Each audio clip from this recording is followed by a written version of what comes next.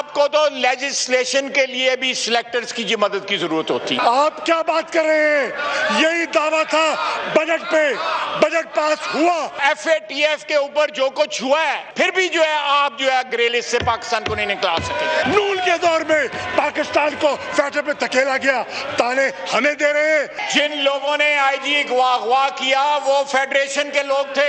آئی جی سندھ کی فکر لاحق ہو گئی. اتنا بڑا ڈرامہ، اتنا بڑا ناٹک، پولیس بھی آپ کی، پرچہ بھی آپ کی نگرانی میں، اور آنسو بھی آپ بہا رہے ہیں. یہ کس کو تماشا دکھا رہے ہیں؟ آپ اس ہاؤس کے تقدس کو پروٹیکٹ کریں، اس کی حرمت کو پامال نہ ہونے دیں ان لوگوں کے ہاتھوں. سیٹیاں بجا کے حرمت بحال ہوتی ہے یا پامال ہوتی ہے؟ باتیں ختم ہونے والی ہیں، قصہ جو ہے لپیٹا جا رہا ہے.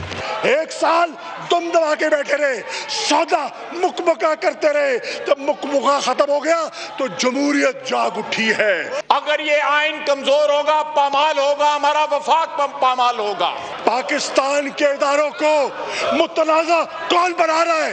ہندوستان کی بولیاں کون بول رہا ہے؟